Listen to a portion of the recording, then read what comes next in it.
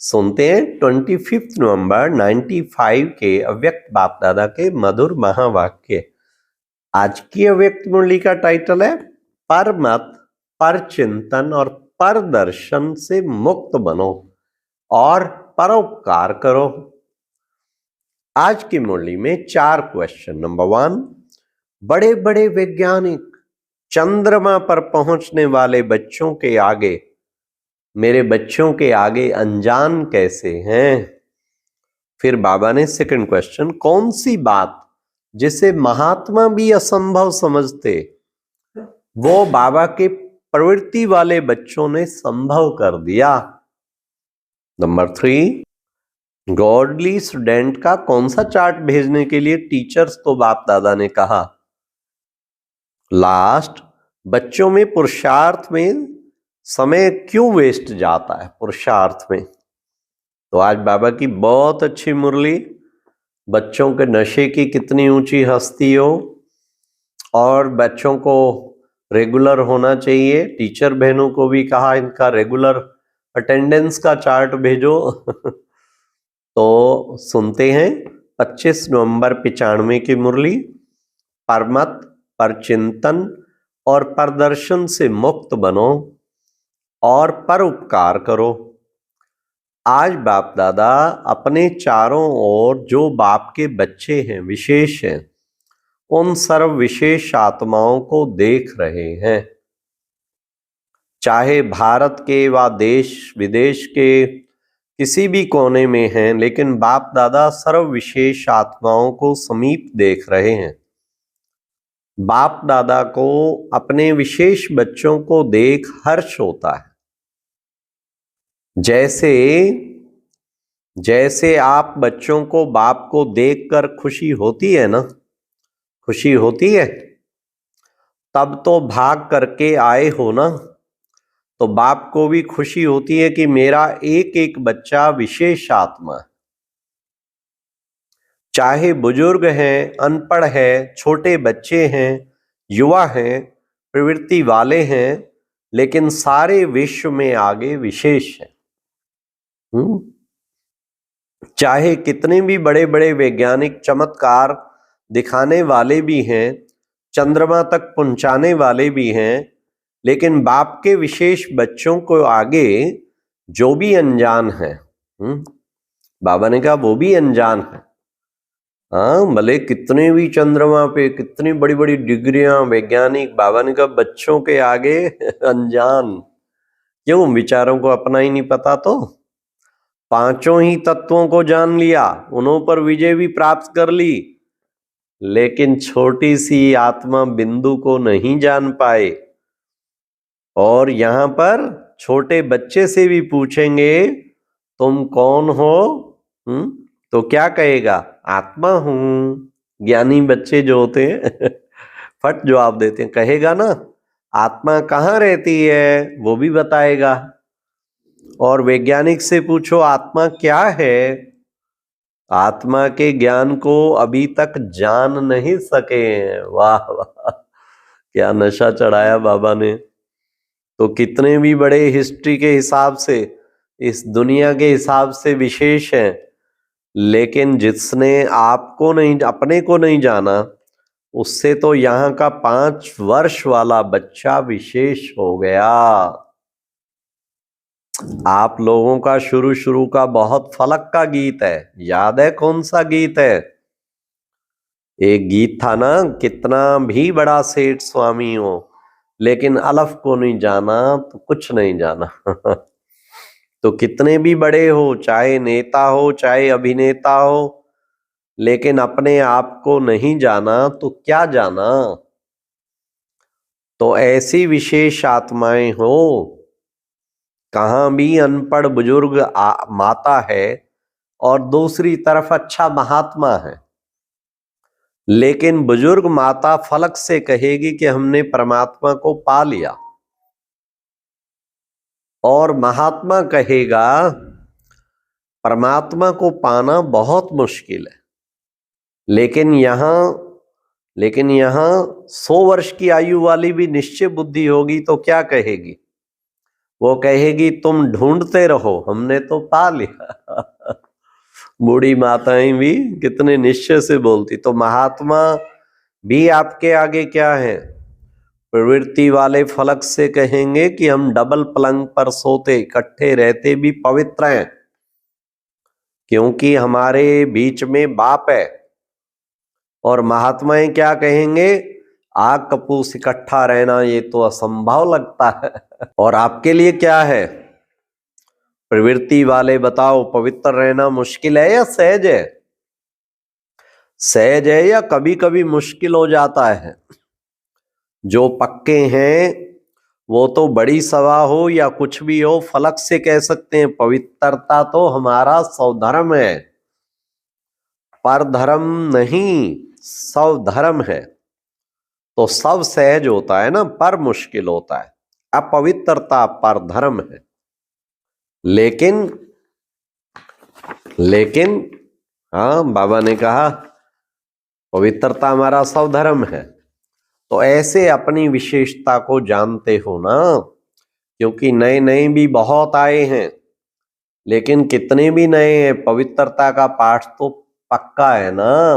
कुछ दिनों से सारी पवित्रता पे ही मुरली, जैसे सप्ताह ही पवित्रता का चल रहा है।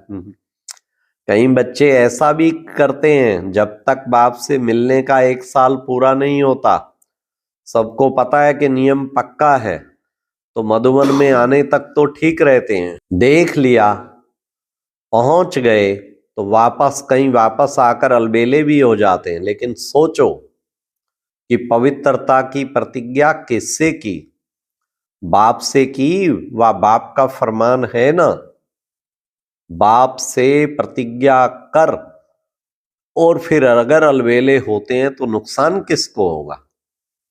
ब्राह्मण परिवार में तो 1 जाते 10 आते हैं, लेकिन नुकसान कमजोर होने का उन आत्माओं को होता। इसलिए जो भी नए नए पहली बार आए हैं, वो बाप के घर में तो पहुंच गए, यह तो भाग्य की बात है। लेकिन तकदीर की लकीर को कभी भी कम नहीं करना, तकदीर को बड़ा करना। फिर बाबा ने कहा, अच्छा जितने भी आए हैं सबका नाम रजिस्टर में तो है ना? रजिस्टर में अपना नाम पक्का कराया है या थोड़ा थोड़ा कच्चा है? अच्छा, जो भी नए जहां भी आए हो, टीचर्स के पास तो लिस्ट है ही, और प्रेजेंट मार्क भी डालते हैं या नहीं डालते हैं? कौन सा सेंटर है जहां प्रेजेंट मार्क नहीं पड़ती है? कोई सेंटर है? टीचर्स सच बताओ। आज बाबा टीचर से रुरवान कर रहा है। कभी नींद आ जाती होगी, कभी बीमार हो गए, कभी क्लास में पहुंच नहीं सके, तो रोज की प्रेजेंट मार्क पड़ती है। तो टीचर्स कहती हैं रोज का रजिस्टर प्रेजेंट मार्क है, वो हाथ उठाओ।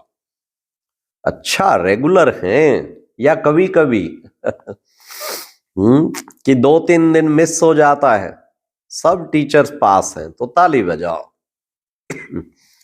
तो अभी क्या करना है? जो भी आप नए लाए हैं, चाहे भाई बहने, चाहे भाई चाहे बहने, उनका 3-4 मास के बाद, क्योंकि पहले थोड़ा नशा रहता है, पीछे धीरे धीरे कम होता है, 4 मास के बाद जितने नए आए उतने कायम हैं या चक्कर लगाने गए? जितने नए आए उतने कायम हैं या चक्कर लगाने गए हैं? कहाँ? यह रिजल्ट लिखना, क्योंकि कई चक्कर लगाने भी जाते हैं। 2 साल की माया की यात्रा करके फिर यहां पहुंचते हैं।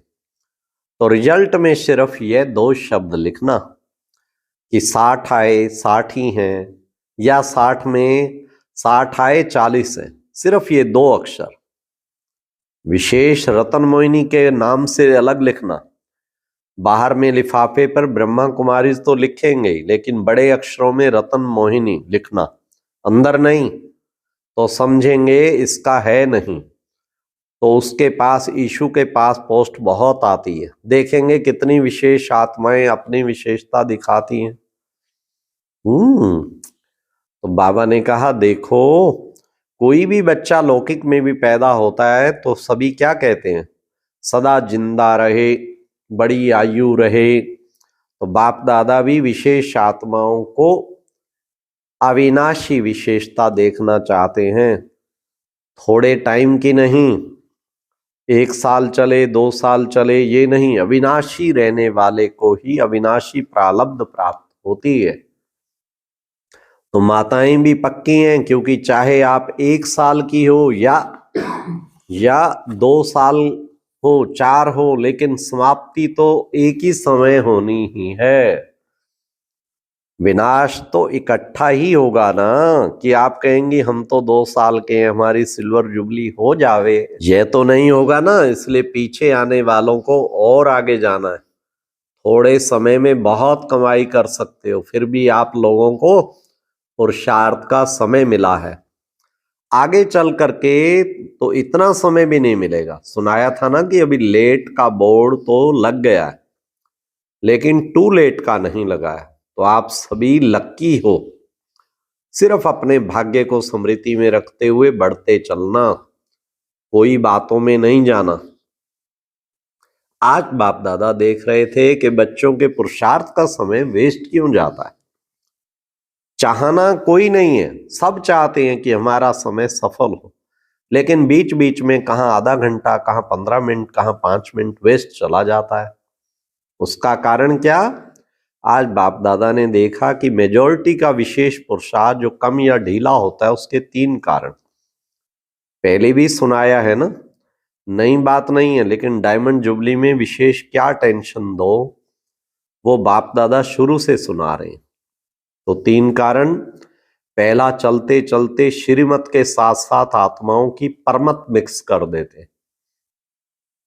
कोई ने कोई बात सुना दी और आप समझते हो सुनाने वाला तो अच्छा सच्चा महारथी है और आपका उस पर फेथ भी है।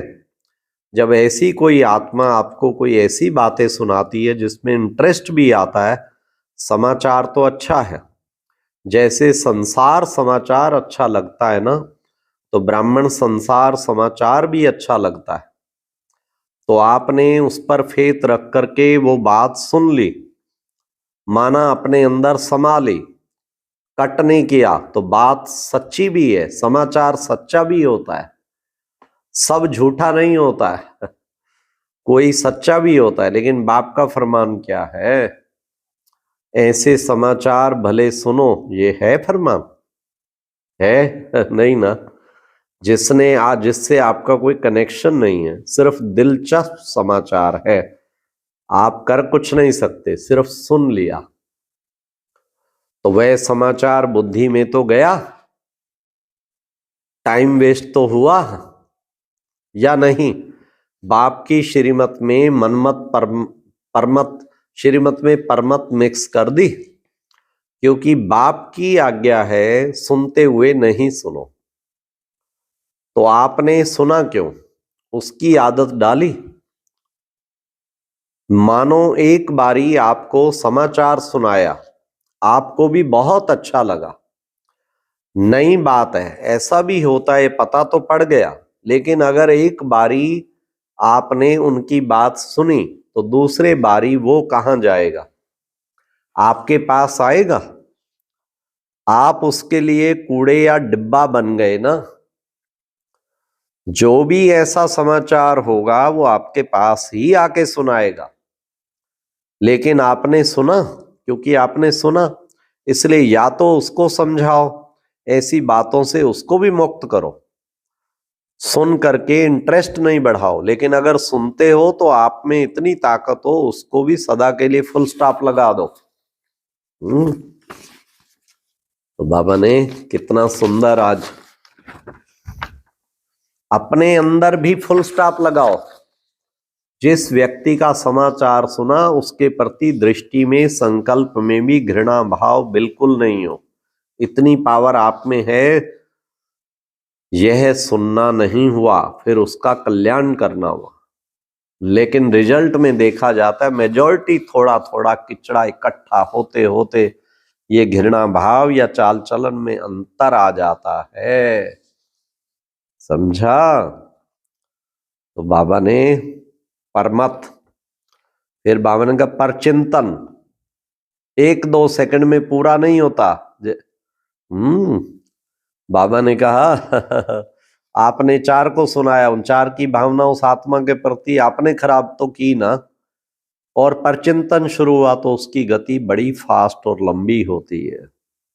तो परमत भी नहीं, परचिंतन भी नहीं, और परदर्शन भी नहीं। और क्या करना है, इसकी जगह परोपकारी बनना है, 1 पर अपनाना है और 3 पर काटने। अच्छा, चारों ओर के सर्वविशेष आत्माओं को सदा सब चिंतन ज्ञान चिंतन करने वाले श्रेष्ठ आत्माओं को, सदा बाप के श्रेष्ठ मत पर हर संकल्प बोल और कर्म करने वाले समीप आत्माओं को, चारों ओर डायमंड जुबली के लिए स्वयं को और सेवा के आगे बढ़ाने वाली ऐसी विशेष आत्माओं को बाप दादा का याद प्यार और नमस्ते।